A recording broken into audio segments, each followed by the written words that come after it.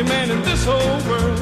Now you better do some thinking, then you'll find you got the only daddy that'll walk the line. I keep her working every day, all you wanna do is play. I'm tired of staying out all night. I'm coming unglued from your funny little moods. Now honey, baby, that ain't right. 'Cause ever since you were a little bitty teeny girl, you said I was the only man in this whole world. Now you better do some thinking, then you'll find you got the only daddy that'll walk the line.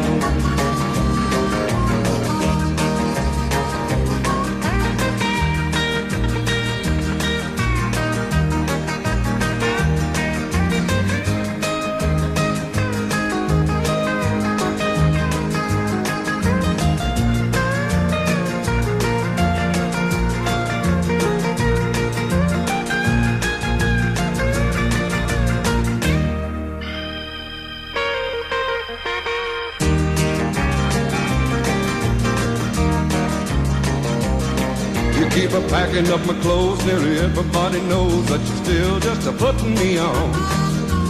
When I start a walking, gonna hear you start a squawking, and I'm begging me to come back home. 'Cause ever since you were a little bitty teeny girl, you said I was the only man in this whole world. Now you better do some thinking, then you'll find you got the only daddy that'll walk the line. You got the only daddy that'll walk the line.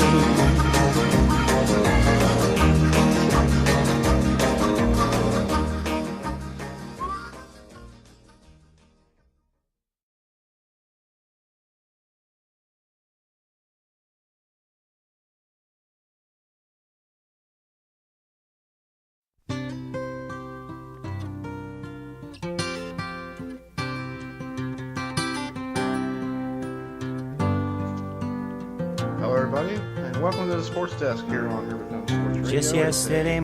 Last of the month of February, and tonight we got a big show here. For coming up right now at 6 o'clock, we'll have Coach Pat Scarry. We talked to him this afternoon. Around 6:10, Rhode Island's football coach Jim Fleming I'll be giving him a call. Then we got something very special for you folks. From 6:20 to 6:30, we have Noah Grove, who is the National Sled Hockey Team.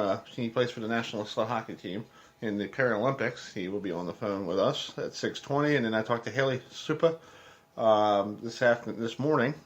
She is doing the tour with the women's hockey team that won the gold medal. So that'll be around 6:25 this evening.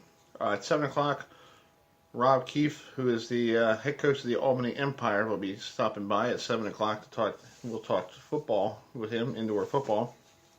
And then at 7:30, Jacob Bugoff, who won the PBA tournament 2 weeks ago on TV, we'll be talking to him on the phone at 7:30 p.m. And then around 8 o'clock, Jeff Waltz, who is the head coach of the Louisville women's basketball team, and they're getting ready for the tournament down in Greensboro. We'll talk to him at 8 o'clock, and then we'll have some interviews tonight with Seamus Brazil, who pitched a no-hitter for Hofstra this past weekend. So here is Pat Scarry right now here on the Sports Desk.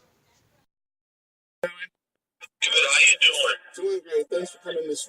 No big deal about today. I know you guys heading down to South Carolina? Not till Friday. I'm out the road recruiting, so appreciate you for the time for me. No problem. Well, talk about the tournament coming up on this weekend. What do you guys like? What do you guys want to accomplish? I know winning the whole thing, but what's the major thing you'd like to see? Well, I mean, the major thing is Sunday. How do you people even marry a good William Mary team? That's the entire focus. It's a long time till Sunday, so we haven't done a ton of physical stuff every day. That wouldn't make a lot of sense. But when we get back, we gave them off today. We'll get back at it hard next couple of days. And I think when you're talking about playing against William Mary, the first thing is how can you slow them down? They're the number one offensive team in the country. How do you slow them down? How do you take away the 3-point shot? Because they're just so good at that. That's the biggest key coming into it. guys played them twice already, so a third time is really hard to play them a third time. Yeah, I mean, it's been a little bit. You know, we've got great respect for him, but obviously we're excited for the challenge. But you gotta, you know, I think you gotta guard the three, which we didn't do at our place. That's why it was a wild overtime game. Mm-hmm. We did a better job of it down at their place, but it's certainly not easy. They play inside out. They're a prolific offensive team, you know. That's true. Yeah, talk about playing down there in Charleston for the tournament. A couple of years ago, I was up here in Baltimore. You know, so what's it like playing down there the last couple of years? Well, it was the second year there, and I thought it was well received and well run down there. Last year, good crowds. Certainly, when we played Charleston in the semifinals, it was a pretty big turnout down there. And the games being on national television, I'd imagine it'd be a good vibe. And Charleston's a great city to visit. It's a destination spot, so I would expect it to go pretty well. So you're out there recruiting. So what do you are you getting ahead of the game? You know, like basically for 2019 and 2020. No, we're really locked into. We still have a couple scholarships for next year, so we're really locked into adding some immediate talent, which we're going to do to help upgrade. We're going to bring in a couple guys that'll make an impact right away. That's the not only the goal, that's the mission. That's what we're going to accomplish. Right. That's true. Well, one last question to ask you. I know with the coming to March, is this team ready to play in like a tournament setting if you guys win the championship? I think we are. The one thing, hopefully the experiences we've had earlier, we've got us and Villanova have the most neutral wins in the country. We've already won 5 neutral games, which is what the tournament is, which is why we scheduled that way when we put this thing together. So hopefully that's something that's gonna pay off for us. Well, Coach Pack, good luck, safe travels. Enjoy recruiting, and I hope to talk to you next week. And hopefully, there's a championship coming to you guys. Thanks, pal. You have a good day. All right, see you. Bye. So you were upset because I was.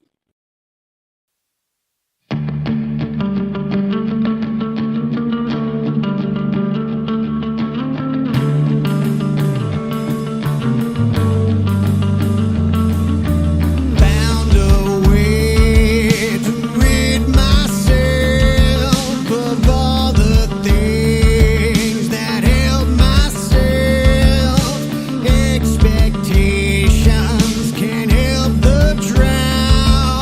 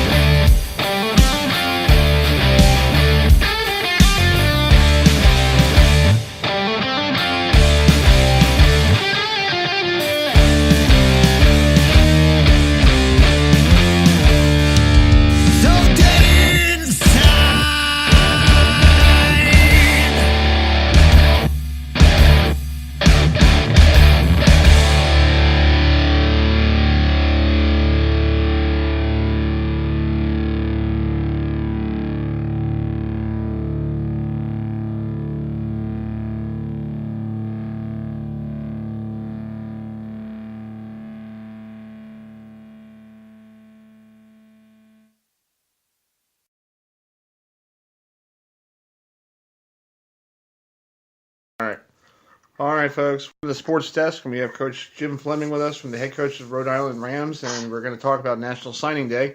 That was beginning of this month. So, yeah, Coach Jim, thanks for joining us. Talk about National Signing Day. What were you guys looking for to improve the squad? Well, first off, it seems like a million days ago, but I know it was pretty short memory. We went out looking for a balanced class to be able to fill in the holes that we felt we needed, immediate attention to. There were some depth issues that we wanted to try to help ourselves with, but then there were some immediate needs where we went out and hit 7 junior college kids, and we signed a really solid class, and I'm very excited to see how it'll pan out. The 7 JC kids, a couple prep school guys, 1 grad transfer, and some really talented high school kids, and went up and down the East Coast, and we're thrilled with what we were able to attract to come join us.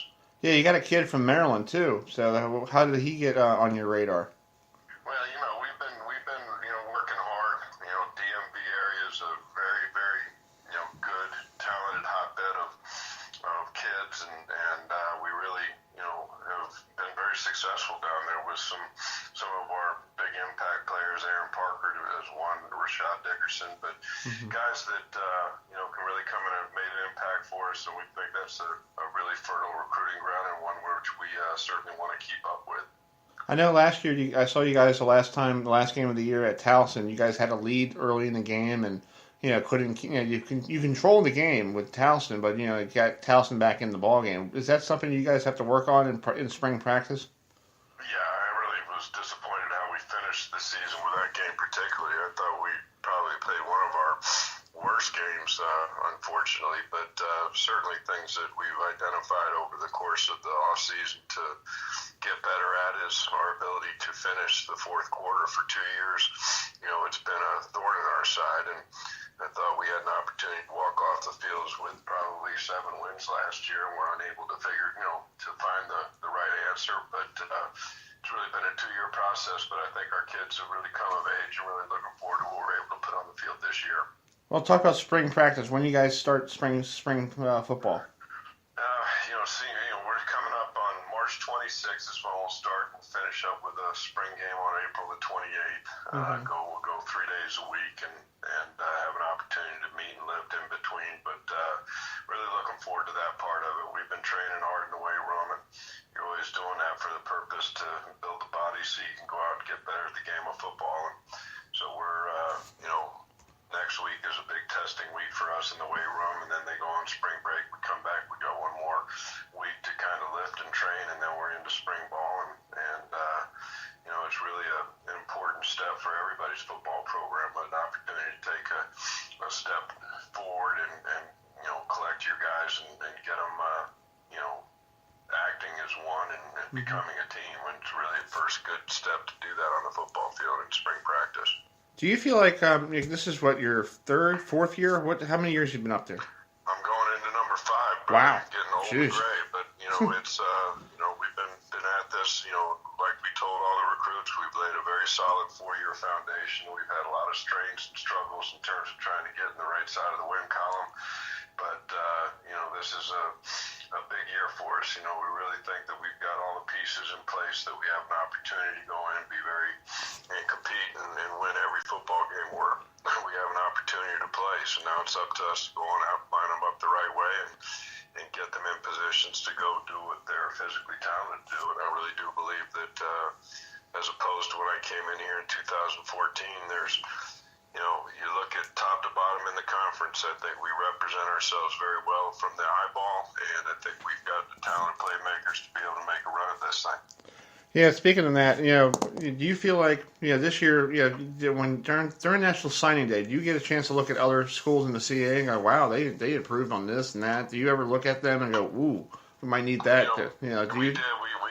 We looked hard. We always look hard at what other guys get. Probably I had a better opportunity to do that evaluation with the introduction of this early signing day, because we had a lot of guys that we compete against that went heavy into signing kids early, which was December 20th, and we chose to do the latter. You know, we only had about 4 scholarships that went out on December the 20th, and I was very interested to see what our opponents, you know, was able to recruit to that early signing period, and I felt that was an opportunity for us to assess, you know, that talent level of their players, and then, you know, if you're winning that game, you got to go find a player that's better than the ones they signed that day, and I thought we had an opportunity to do that because there was a lot of good talent out there after the early signing period, because after the, you know, the BCS, FBS programs, you know, pick what they wanted, there was a lot of guys there still looking for a home, and I thought we were able to capitalize on that very well.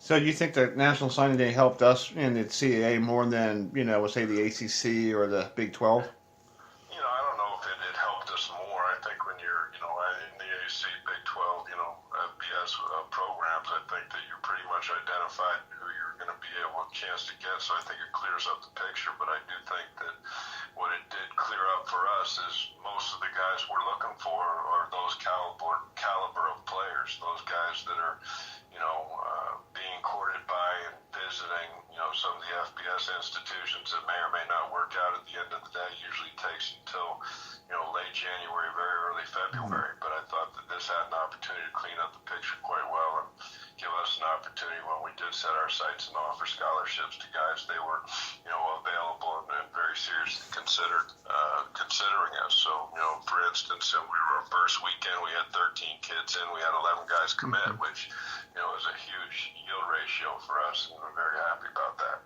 Well, it sounds like everything hopefully will turn around up there, and I want to wish you good luck with the rest of your, you know, when spring ball starts up, and I can't wait to see you in July when you're down here for the CA Media Day. Hopefully it is in the same spot, hopefully. Yeah, well, it will be there. It's over there at the Raven Stadium, so we'll be back down there, and I look forward to seeing you too, and we're very, you know, appreciative of your exposure to FCS and CA football in particular. Thanks, Coach Fleming. Good luck, and I'll talk to you down the road. We'll be right back, folks.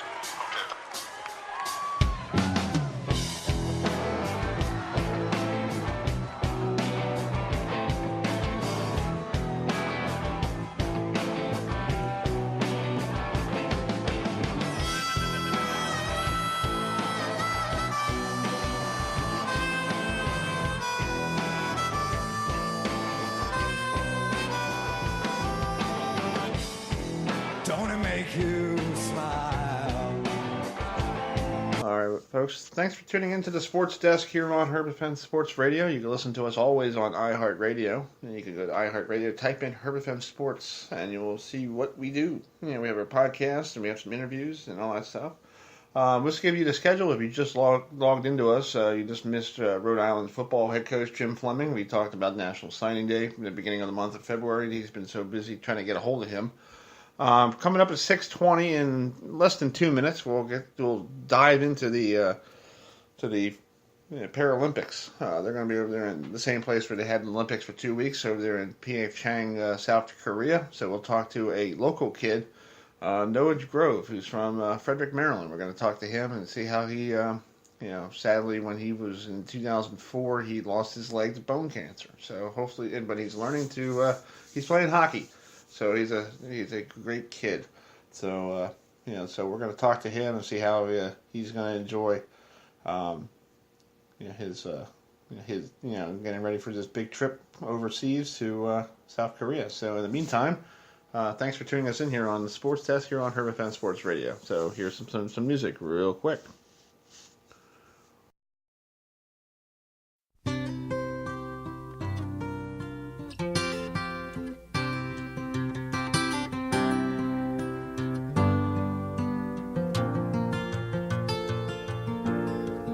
Just yesterday morning, they let me know you were gone.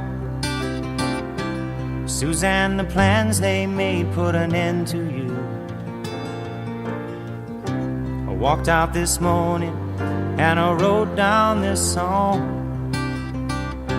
I just can't remember who to send it to. I've seen fire and I've seen rain.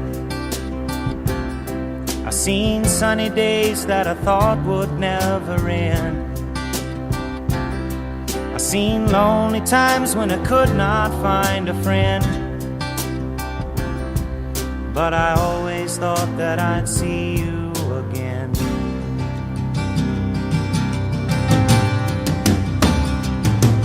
Won't you look down upon me, Jesus? You gotta help me make a stand. You just got to see me through another day. All right, folks, little James Taylor there. My body's we have aching. Noah Grove on the phone with us. He plays for the national sled hockey team. The Paralympics is starting up in a week or so, in 9 days, over there in South Korea. So Noah, thanks for joining us tonight. Just talk about this experience playing U.S. hockey for explain to folks about sled hockey, because people don't understand. They know real hockey, but what's the rules for sled hockey? Thank you, Chris. The rules for sled hockey, each player is given a specially designed sled.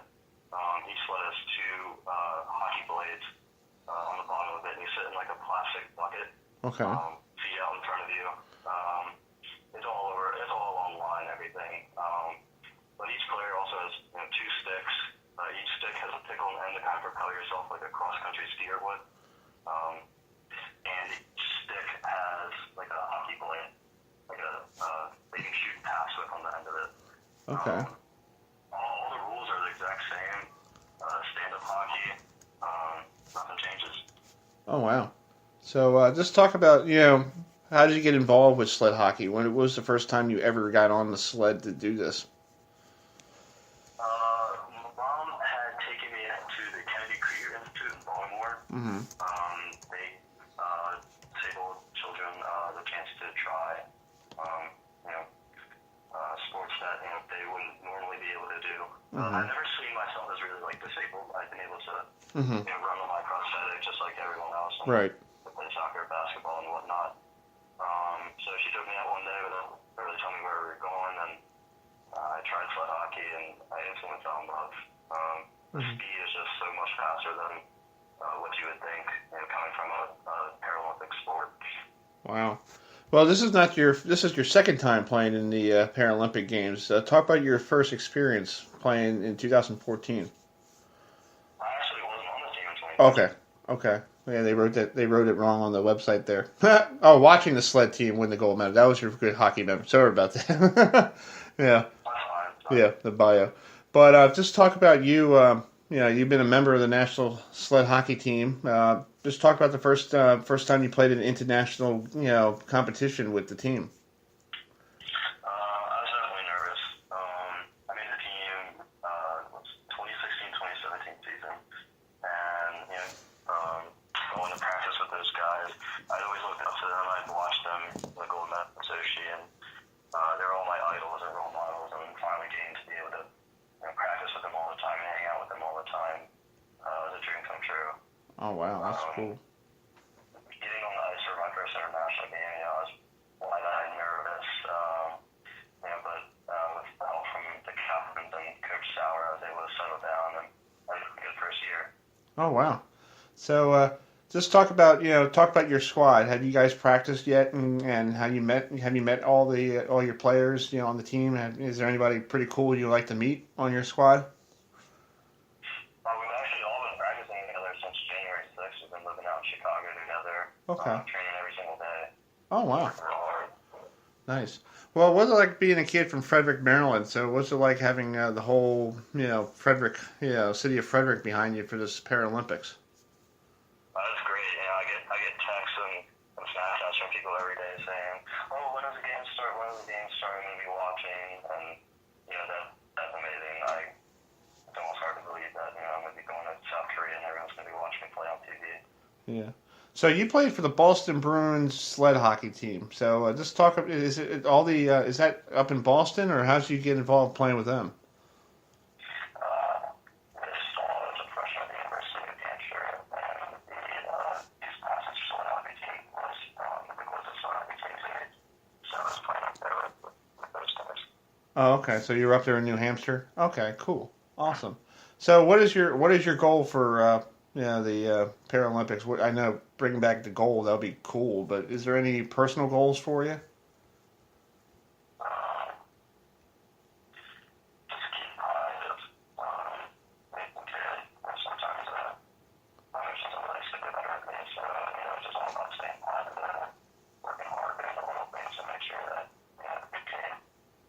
Okay. All right, Noah, thank you so much for joining me tonight. And I want to wish you and everybody on the team safe travels to South Korea. And hopefully we can watch you on NBC Sports Network. That'd be cool to see you guys win the gold for their, bring it home. Awesome. Thank you so much. All right, man. We'll be right back here on the sports desk.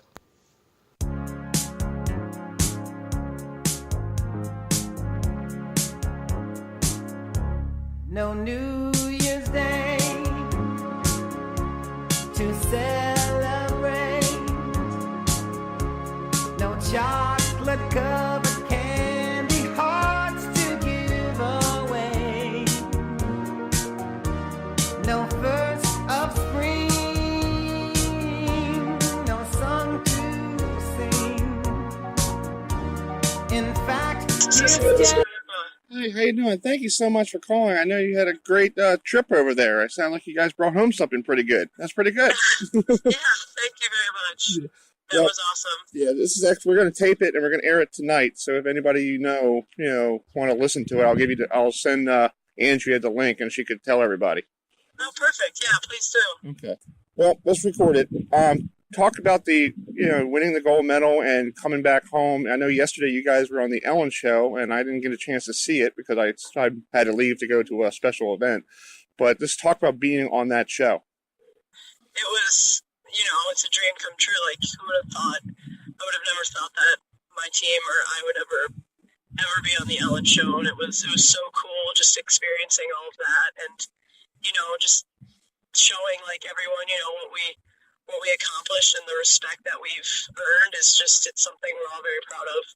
Well, talk about the game. I know you guys went to overtime against a very tough Canadian squad. You played in the shootout. What was the nerves like, you being part of that shootout? Yeah, it's a huge rivalry. They're a great team, and we knew it was going to be a really back and forth game, and so it was no surprise that it ended up in a shootout after a 20-minute overtime. And I think we were actually all pretty confident. We knew our goalie she was having a great game, and we knew she had it, and we were confident in the shooters, and obviously a little nerves, but more excitement that we could get the job done. So winning this gold medal, do you think women's hockey is going to get more popular in the States and more professional leagues? Because I know you played in a professional league, after Boston College. But do you think this, after winning this gold medal, will jumpstart a women's professional hockey league just like the NHL?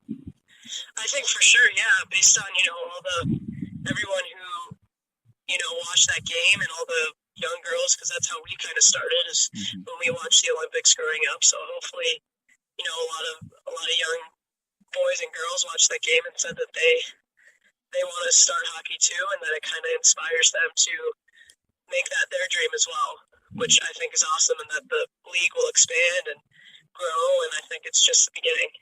So you went on the Ellen show, now you're home, but this weekend you're doing something with the Capitals, because the Capitals are playing an outdoor game out in down there in Annapolis. So talk about this weekend, staying home and showing the folks here in Maryland about your gold medal. Yeah, it's awesome. Like, I'm so excited for it. Like, going home and bringing the gold medal back, especially with my team, it's gonna be so special to kind of show what we did. Like, here, and just the fact that it's my whole team too. I think it's going to be really powerful and just really special to me going home and having that experience with like my friends and family back home. Mm-hmm. Well, let's talk about your experience in the Olympics over there in South Korea. What was the hardest thing to get adjusted to over there? Is it the time change? Yeah, the time change was tough, and we had like a really good setup, like food-wise and everything, so that wasn't a huge adjustment either. I would just say, it's a different environment, it's a different atmosphere, and it's just kind of keeping your routine the same despite knowing that you are like at the Olympics, and just keeping it, not too high, not too low, just keeping it even keeled throughout the whole thing was probably like something that I was focusing the most on. Well, I know it's too soon to ask you, but I don't know if Ellen asked you or anybody asked you yet, but are you considering doing Beijing in 2.5 years or 4 years? I don't know yet. I guess it's something obviously that you think about, and I'm definitely not ruling anything out. But I have to think about it like we're just kind of enjoying this time now and I'll kind of regroup and see what I want to do next. So like in a little bit. Now, talk about your hometown of Rockville. Was it like playing? How did you start playing hockey, and how does the city of Rockville? Did they follow you a lot during the whole tournament? Yeah, they've been awesome, so supportive. They've been giving me like a lot of love, which is awesome to see. I love Rockville. I started playing because my brother played. When I was younger, we played roller hockey out in the driveway, and when he started to play ice hockey, I obviously wanted to follow in his footsteps. So kind of followed him out onto the ice and fell in love with it, and grew up playing in Rockville for Montgomery Youth Hockey, and then I played for the Washington Pride my 4 years in high school, where we traveled everywhere, and those programs did so much for me in my career, and obviously wouldn't have been able to make it to this point without that. So yeah, a lot of love going back to Rockville, and they've been awesome throughout this whole journey. Well, Haley, thank you so much. I know you're a busy lady. Good luck with this whole media blitz, and I hope you soak in everything you're seeing and take some lot of pictures and all that stuff, and enjoy the moment. Because you never know, you might be back there in another couple of years. You never know. Yeah, All true. right, folks. Thanks for tuning us in here on Herbert Fence Sports Radio, and now we're going to switch gears to women's bowling, because we will have bowling on later with the winner of the PBA 60th anniversary. We'll have him on around 7:30. But right now we have Coach Middleton with us, the head coach at Coppin State University, the women's bowling. This weekend they have a big match up in Egg Harbor Township, New Jersey at Kingpin Lane. So, Coach Middleton, thanks for joining us. Last week you guys bowled down in Odenton, Maryland. So just recap that meet you guys had. Okay. Again, thank you for having me on. And just a slight correction, we were actually in Washington, D.C. Okay. The location got changed, so we were bowling Air Force Base at Potomac Lanes. Oh, that's cool. Nice. Nice. Yeah. It was a good weekend. Unfortunately, we didn't bring home any wins, but I'm proud of how my girls competed. We had a couple of close matches with Howard and Morgan. We were just unable to pull it out. But we've been competing all year. We've been growing. We've already succeeded our wins from last season, so I can't be anything but excited. Oh, wow. Well, talk about this weekend's tournament you guys have against Monmouth. Who's in that whole meet this weekend? It's a competitive lineup. A couple of ranked teams. Vanderbilt will be there. Caldwell, Fairleigh Dickinson, a couple of MEAC teams as well. Delaware State and Norfolk State. Of course, Monmouth, Franklin Pierce, Kutztown. It's a competitive field. This will be our last tournament to wrap up the season, so I'm excited. I think we're going to do very well there. Cool. Well, talk about your roster. Who's the ladies who you count on to get some good points? Say that again. I'm sorry. Talk about your roster. Who's the anchor, and who's all in this competitive bowling? Who's the main bowler on your roster? Well, all my girls on my roster contribute. Right now, one of the young ladies by the name of Nika Turner, she's actually leading our team with average. She's averaging about 175 for the season. And it's not necessarily, who's anchor and things, because we move the girls around, based on how they bowl, based on the tournament. So we tell people tell our girls don't get comfortable, don't get set in being in one position sometimes, because if you're bowling well, then we might have to just put you at that anchor for that tournament. Okay. So what kind of is this like a Baker style format? You guys bowling, or is it just like you guys on one lane, or how's it work? Well, this weekend actually it'll be both. We're bowling over 3 days, starting Friday. So Friday will be Bakers, 5 games of Bakers each match, and the winner will be determined by the total pairs of all 5 matches. Saturday we go into traditional style, which is the regular game. Everybody bowls 10 frames. And then Sunday we're back in bracket play with Baker's best 4 out of 7. Oh, okay. Just talk about your assistants. I think you have somebody on one of your volunteer assistants is a family member. Just talk about having her on helping you out. Well, both of my assistants are like family to me. I have 2 volunteer assistants who I appreciate a lot. They take time out of their busy life to come in and help me and myself coach up the girls and mentor them. Lakeisha Middleton, she went to Delaware State, graduated from Delaware State. She was a bowler there, so it's bowling all around. Anthony Willard, he is semi-pro. He travels bowling. We all do, actually. In our off season, we compete in amateur leagues and travel to different tournaments around. So it's heavy knowledge. It's a lot of knowledge that we pass down to the young ladies. Oh wow, that's cool. So you said in the off season, do you bowl on the? Do you do a lot of regionals for the women's professional bowling, or how you just bowl in tournaments around here, or where do you how you do it?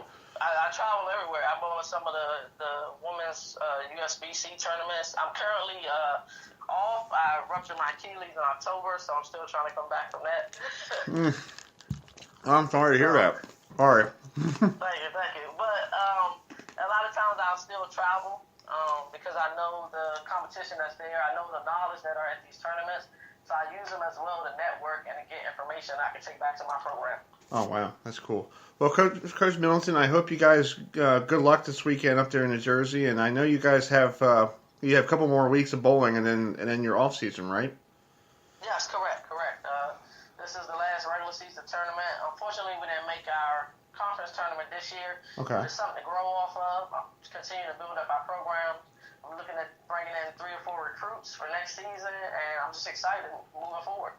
So talk about real quick. Talk about recruiting, because I do a lot of football and basketball and stuff. Is bowling recruiting, is that basically the same amount? Like, do you guys early signing days and all that stuff, or how's that work out? Yeah. It's pretty much the same. We have our dates for early signing day, which is roughly in November, and then we have the regular signing period, which starts in April. I travel. Bowling in some states is not big for high school, so sometimes that can be a little rough trying to find where the kids are bowling at to look and recruit them. But I have a lot of connections and a lot of youth coaches that are really pushing, especially the sport of women's bowling, to get these girls out into different colleges because they're very talented all over. Yeah. Well, good luck this weekend, and thanks for coming on tonight. And I hope to talk to you probably next year. When the season starts up. When does the season start up for you guys?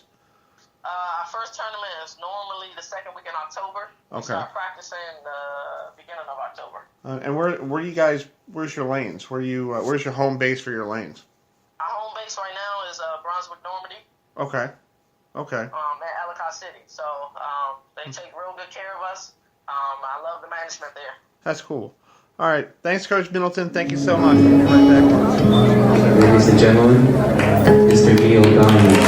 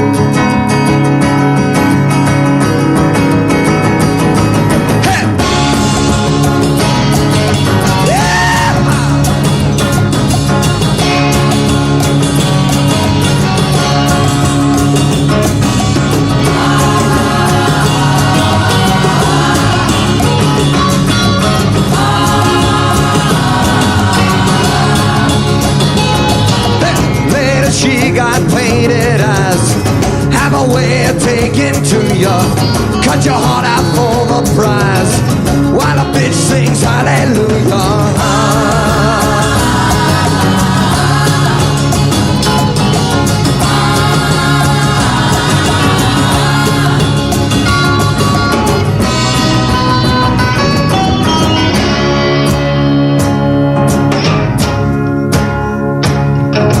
Lord, well, I'm made of blood and bone. Na na na na na na na na.